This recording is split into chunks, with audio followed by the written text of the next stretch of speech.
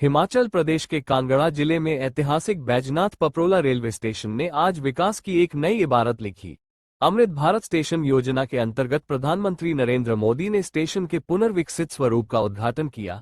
यह अवसर हिमाचल के लिए गौरव का क्षण तो है ही, साथ ही यह राष्ट्रीय स्तर पर एक विशाल बुनियादी ढांचा परिवर्तन का हिस्सा भी है। प्रधानमंत्री ने आज भारत के 18 राज्यों में कुल 103 स्टेशनों के पुनर्विकसित रूप का लोकार्पण एक साथ किया, जिनमें से बैजनाथ पपरोला स्टेशन हिमाचल का प्रतिनिधित्व करता है। स्टेशन के कायाकल्प में प्रवेश और निकास के लिए अलग अलग व्यवस्थाएं, दिव्यांगजन अनुकूल ढांचा, विस्तृत पार्किंग स्थल, बेहतर प्रतीक्षालय, शुद्ध पेयजल और हरित क्षेत्र जैसी आधुनिक सुविधाएं शामिल की गई हैं। ये पुनर्विकास यात्रियों को सुगम, सुरक्षित और सुसंस्कृत यात्रा अनुभव प्रदान करने की दिशा में एक बड़ी उपलब्धि है। रेलवे प्रशासन ने विशेष रूप से यह सुनिश्चित किया कि स्थानीय स्थापत्य और पारंपरिक पहचान को बरकरार रखते हुए स्टेशन को आधुनिक सुविधाओं से सुसज्जित किया जाए।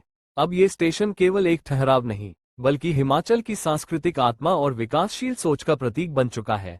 उत्तर रेलवे के महाप्रबंधक श्री अशोक कुमार वर्मा ने इस अवसर पर बताया, यहाँ बाइट चलेगी। महाप्रबंधक अशोक कुमार वर्मा किया अमृत भारत योजना के माध्यम से छोटे और मध्यम श्रेणी के स्टेशनों को अत्याधुनिक बनाया जा रहा है।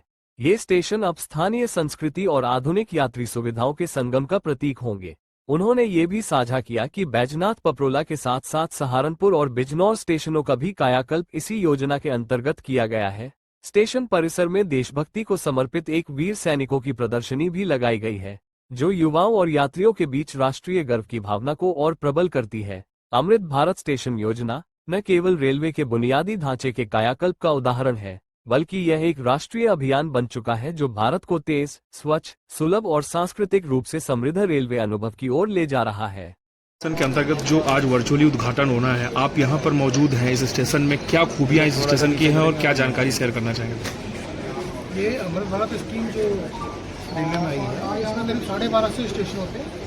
उनका डेवलपमेंट आपने देखा होगा, बहुत सालों से जो हमारे छोटे स्टेशन थे वहाँ पे हम लोग बहुत काम नहीं कर पाए थे। तो इनके सोचा गया कि हमारे छोटे जो स्टेशन होते हैं वो शहर का एक ऐसा एरिया होता है कि जहाँ हर यात्री वहाँ पे आता है। तो वो स्टेशन को यात्रियों की सुविधा के हिसाब से अच्छा बनाए और जो लोकल एरिया की जो वहाँ संस्कृति है उसको दिखाने का, उसको लोगों को बताने का काम किया। उसके तहत ही जो पहला 103 स्टेशनों को पूरे भारत में हो रहा है, इसमें उत्तर रेलवे में 3 स्टेशनों का उद्घाटन करेंगे माननीय प्रधानमंत्री जी। इसमें बैजनाथ पपरोला है, बिजनौर है और सहारनपुर है।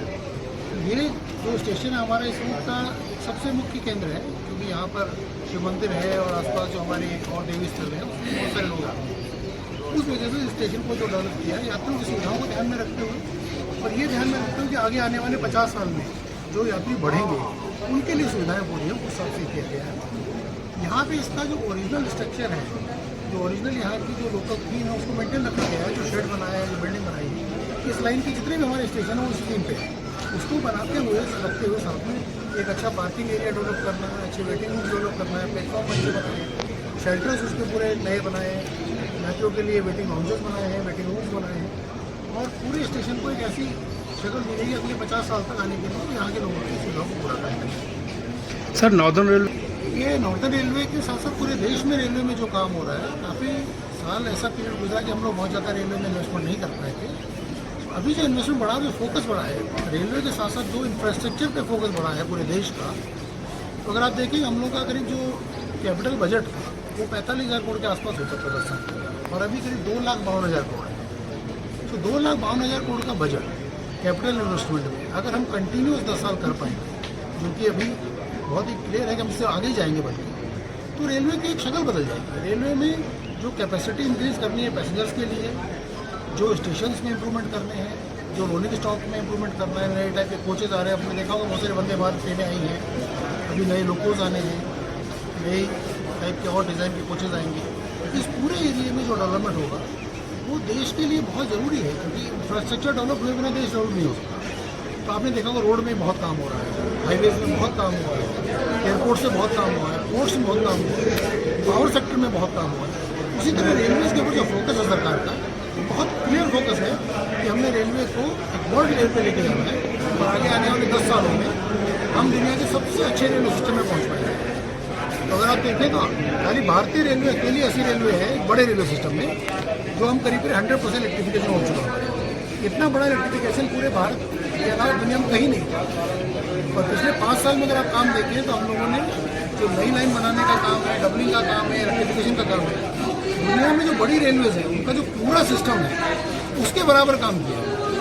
ये बहुत अच्छा काम हो रहा है, इसमें लोगों का बहुत अच्छा रिस्पॉन्स आया। यात्रियों ने, देश के नागरिकों ने बहुत हमें सपोर्ट किया इसमें, और भारत सरकार का जो कोश है रेलवे के लिए, हमें उम्मीद है कि हम बहुत जल्दी ही और बहुत सारे स्टेशनों पर कर पाएंगे। सर इतने